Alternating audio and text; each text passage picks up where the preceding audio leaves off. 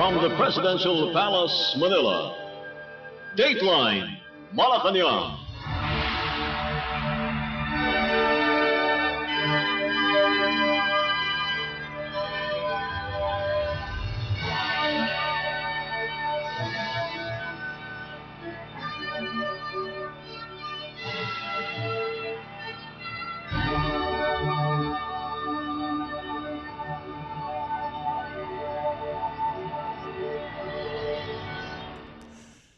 Good day.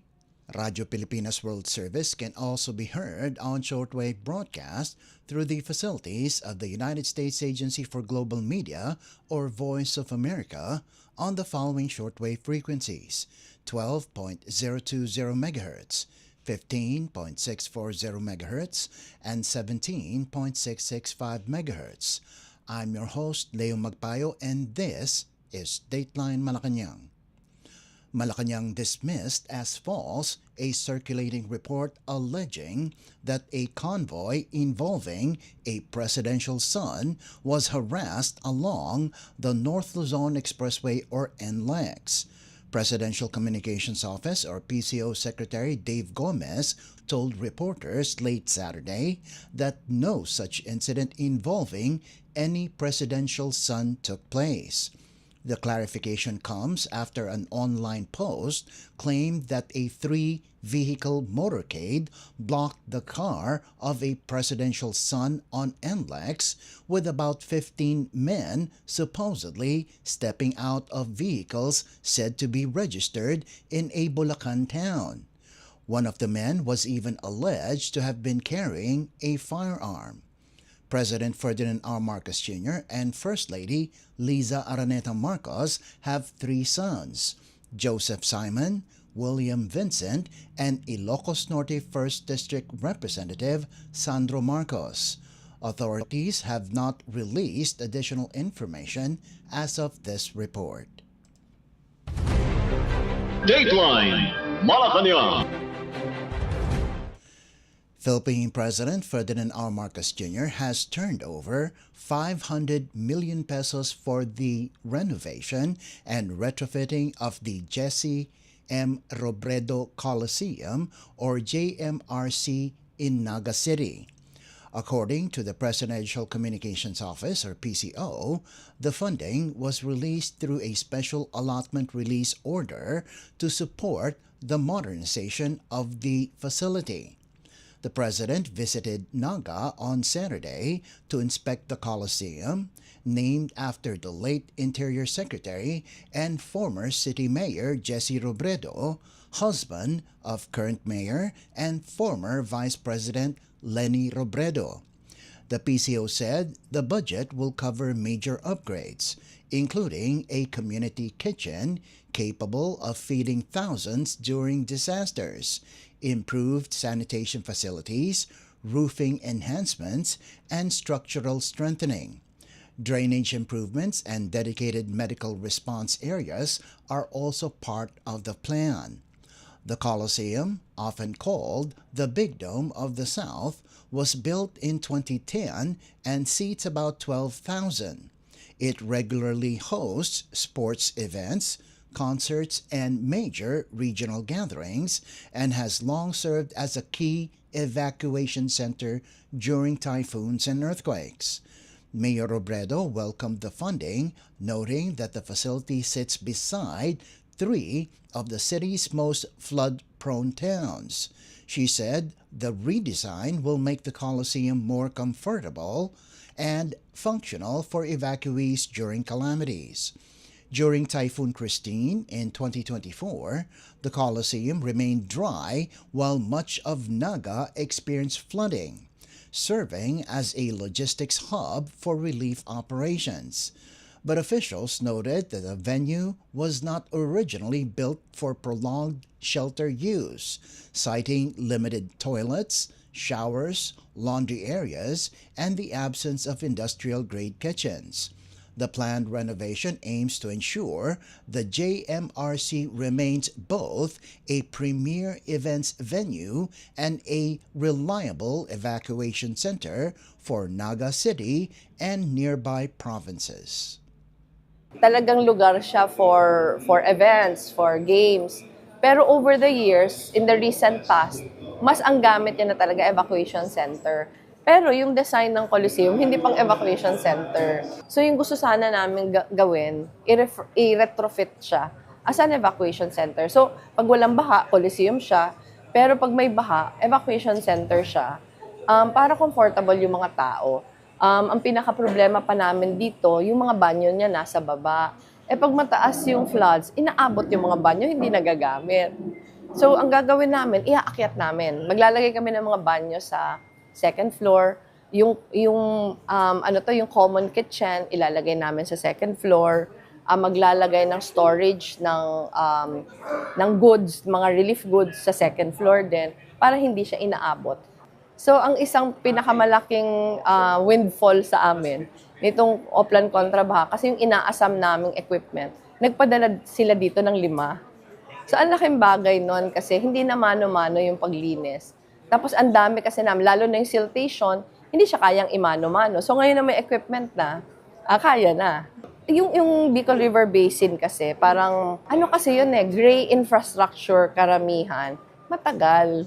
Hindi yung floods every year . So, okay itong complementation ng Oplan Contrabaha. Naga City Mayor Lenny Robredo. Dateline Malacañang. Philippine President Ferdinand R. Marcos Jr. assured the public that government efforts are underway to deliver long-term solutions to the country's persistent flooding problem.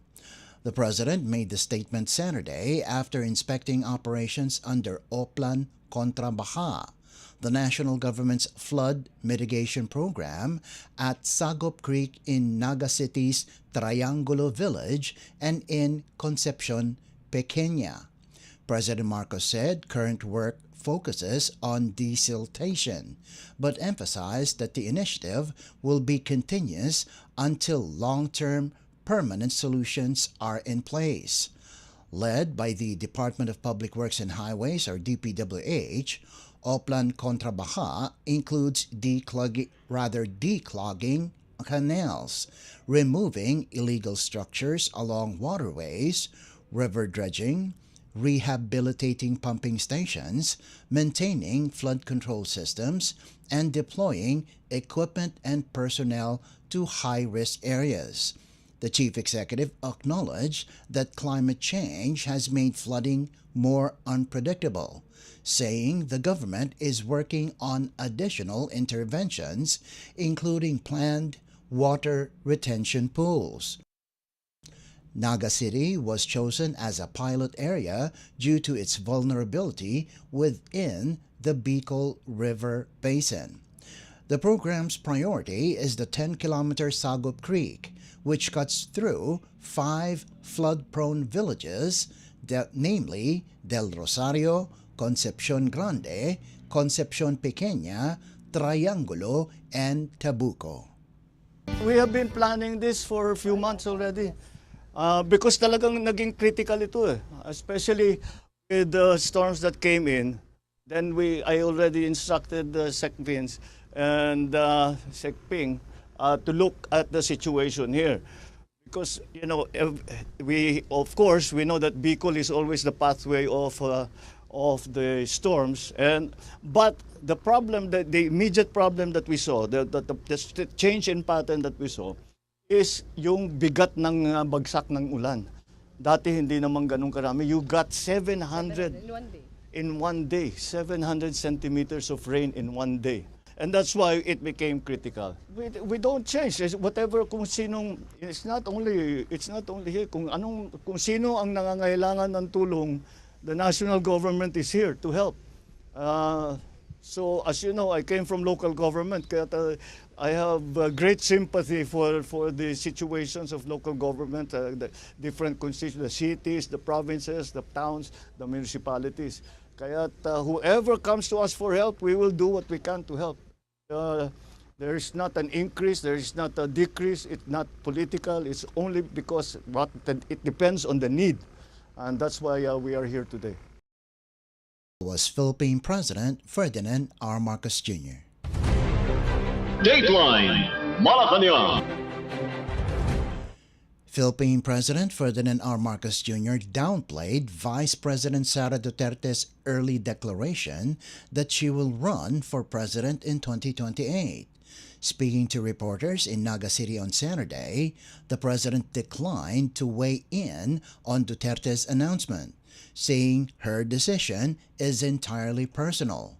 Duterte, who ran as President Marcos's vice presidential candidate in the 2026 elections, declared her 2028 presidential bid earlier this week, expressing dissatisfaction with how the administration is handling key national issues. President Marcos stressed that politics is not part of his agenda during his visit to Naga, dismissing speculation that the trip was meant to court potential allies or rivals, including Mayor Leni Robredo, the former vice president. The chief executive said his meeting with Robredo should not be politicized, noting that his priority is to assist local governments that require national support.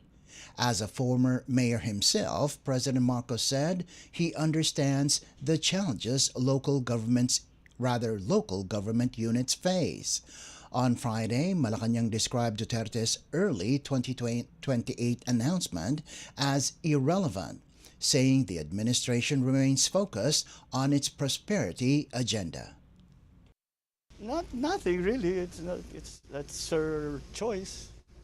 Again, this is all politics. We're not going to discuss politics now. We are talking. What we are here for is to try and find solutions to this very important problem, very critical problem that we have not only here in Naga City but also in Kamsur, and for that matter, for the whole of Bicol. That's what we are concentrating on. Was Philippine President Ferdinand R. Marcos Jr. Dateline Malacañang. Malacañang downplayed speculation about 2028 politics following President Ferdinand R. Marcos Jr.'s visit to Naga City, where he met with former Vice President and now Mayor Leni Robredo. The president told reporters after inspecting Oplan Contra Baha operations at Sagup Creek that political plans were not discussed, stressing that both he and Robredo are focused on public service. President Marcos even joked that the most political part of his trip was wearing pink socks, referencing Robredo's 2022 campaign color. The chief executive added that the Naga visit had been scheduled long before Vice President Sara Duterte announced her intention to run for president in 2028. Robredo confirmed that coordination for the visit began as early as January. Several analysts have floated Robredo as a strong contender in 2028, but both leaders brush aside election talk. President Marcos said it is too early for politics, while Robredo emphasized that local issues such as traffic and flooding must take priority. Alam mo, hindi namin pinag-uusapan yun. Alam mo, I think the mayor will agree with me na serbisyo muna bago politika. The most political thing that we did today, I wore my pink socks. My pink socks in honor of Mayor Leni. The visit, President Marcos and Mayor Robredo reviewed ongoing flood mitigation work under Oplan Contra Baha. Robredo said the DPWH began clearing operations ahead of schedule, allowing the president to see the before and after conditions of the city's waterways. She noted that while Naga will remain prone to flooding due to its elevation, the cleanup and planned interventions, such as detention ponds and diversion canals, will help water recede faster. Funding for major infrastructure will come from the DPWH as the city cannot undertake the projects alone. Naga City was chosen as a pilot area for Oplan Contra Baha because of its high vulnerability within the Bicol River Basin. Dateline Malacañang. Malacañang said around 82 billion pesos in development funds will be released in 2026 to support local government projects nationwide. The funding rollout was discussed during a meeting led by Executive Secretary Ralph Recto at Malacañang Palace on Thursday, attended by palace officials, 29 provincial governors, 16 mayors, and 7 representatives of other local government units. According to the Office of the Executive Secretary, or OES, the discussion centered on the implementation of the Local Government Support Fund, or LGSF, which has been allotted 57.88 billion pesos under the 2026 national budget. The LGSF directly finances priority local projects such as roads, evacuation centers, health facilities, and climate-resilient infrastructure. The OAS said the projects will focus on key development priorities, including food security, health, education, infrastructure, and livelihood. Funding for the LGSF was increased by 37.4 billion pesos following President Ferdinand R. Marcos Jr.'s directive to tap LGUs as frontline implementers to ensure faster delivery of national programs. Recto emphasized that the LGSF represents only a fraction of the 1.393 trillion peso national tax share that cities, provinces, municipalities, and towns are set to receive in 2026. Dateline Malacañang. Malacañang said the Philippines will continue working closely with the United States despite a recent U.S. Supreme Court ruling that struck down President Donald Trump's sweeping global tariffs. Palace Press Officer Claire Castro said most Philippine exports to the U.S. were already entering duty-free even before the High Court's decision. She noted that more than 1 billion pesos worth of Philippine goods, mostly agricultural products, had been exempted from the 19% tariff under an executive order issued by Trump in November 2025. Castro cited Finance Secretary Frederick Go, who earlier explained that the ruling has limited impact on Philippine trade because the majority of exports were already tariff-free. She added that Manila will continue to engage Washington, calling the U.S. an important trade and investment partner. In a 6-3 decision, the U.S. Supreme Court ruled that Trump exceeded his authority under the International Emergency Economic Powers Act when he imposed broad tariffs on nearly all trading partners, citing a national emergency over the U.S. trade deficit. The court stressed that the power to levy taxes and import duties rests with Congress. Trump, however, further intensified his trade policy after announcing that he would impose a 15% global tariff on all imports entering the United States.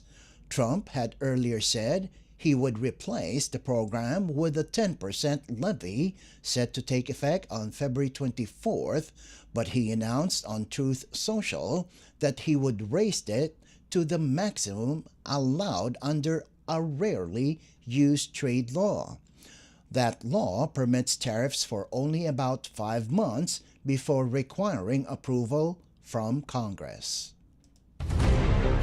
Dateline Malacañang. The Philippine Navy is set to christen a and commission two new vessels, a modern offshore patrol vessel and a fast attack interdiction craft or FAIC at Naval Operating Base Subic in Zambales on February 24th. In an advisory, the Navy said the ships are the newly delivered BRP Raha Sulaiman and BRP Audrey Banyares. The BRP Raha Sulaiman is the first of 6 offshore patrol vessels or OPVs ordered from South Korea's HD Hyundai Heavy Industries under a 30 billion peso contract signed in 2022. The ship was launched in Ulsan on June 11, 2025 and arrived in the Philippines last January 17th. The OPV fleet is expected to bolster maritime patrols across the country's vast waters.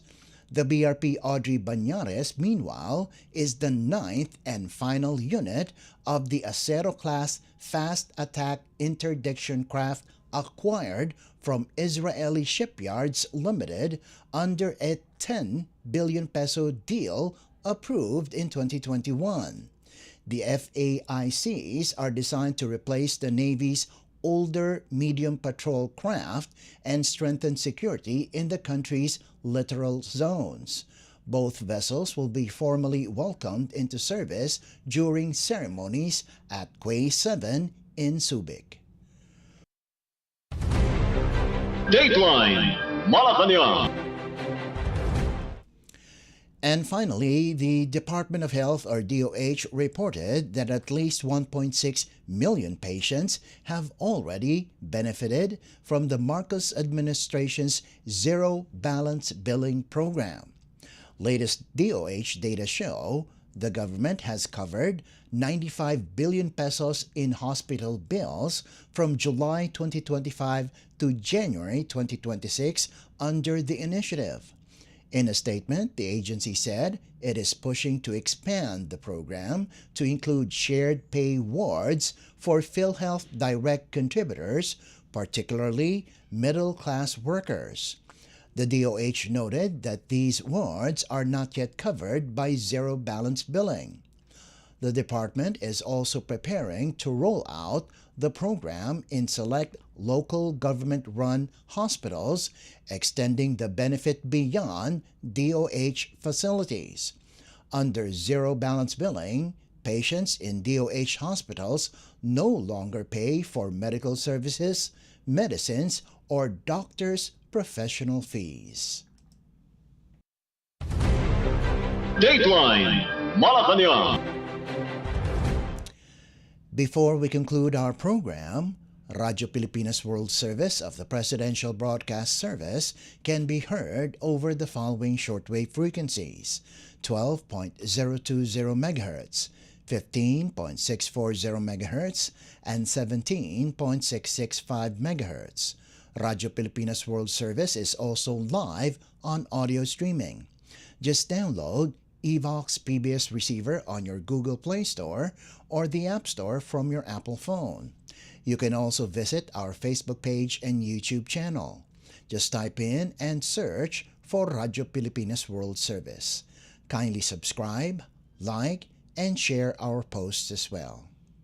And that concludes this edition of Dateline Malacañang. For Radyo Pilipinas World Service, this is Leo Magpayo. Good day and stay safe. From the Presidential Palace, Manila, Dateline Malacañang.